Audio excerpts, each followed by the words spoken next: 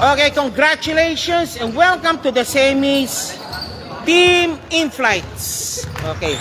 Pareño and Company, si Di Macali, si Sir Philip Cinco nandyan din. Thank you very much po. Ariola, sama na. James Ariola, please. Okay, thank you very much po. Welcome to the semis. Okay. Baseball game. Kiminales na, for sure yan, Kiminales. Sir Philip. Diyan kayo, i-interview ko mamaya after i-cover to Kiminales. Interview kayo. Sino ba team mo? Sino ba ang anong parang? Okay, Sir Kiminales. Sir Kiminales na lang. Di sino? Sige na, Pareño ko ni si Pareño. Pareño!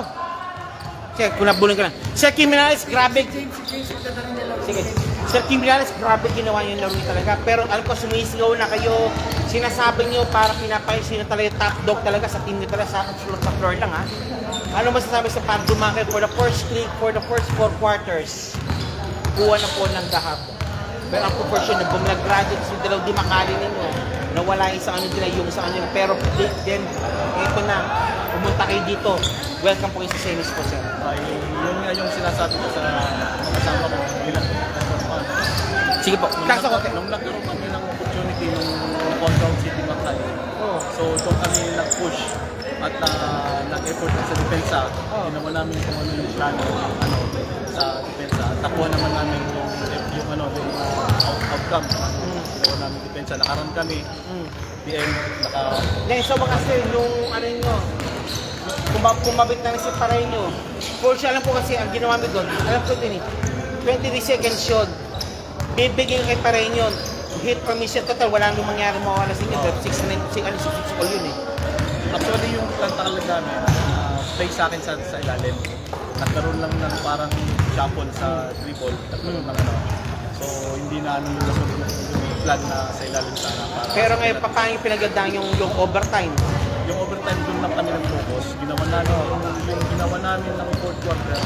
Tao, hustle yung sa ball handle nila para hindi maka-finish it. Yun lang yung naging key. Okay, with it also, Ariola. Tingnan sir, Ariola. Okay, Ariola, of course, ito po na po si Mr. Ariola naman. Ito for sure nag-step up to sa overtime dahil nawala si Di Macali. Kinakandilikin din na Kiminales din ng katuwang din as a persistent team na additional team din. Sige sir. Wala kang masabi sir. Sige, dako muna. Okay. Ayun nga. So sa second half Idol, okay. Ay sa overtime. Kailangan tumakbo kasi halos pagod na lahat. Totoo yan. Nawala pa yung isa, si key player si Di Macali. Wala pa si Bustos dahil baka lumilipad yata. Nasa lipad yung mga lipad siya. So parang kailangan talaga mag-step up na kailangan hassle dapat talaga yung laro. Sa awa ng Diyos. Nanalo. Now what to expect now for sure you gumawa kayo ng the date ngayon with Airport United against Scott and Company. Yan, number 2 yun. Number 2 versus number 3 ang mangyaring yun. Okay, so looking forward kami ngayon sa Airport United. Ang laban yan.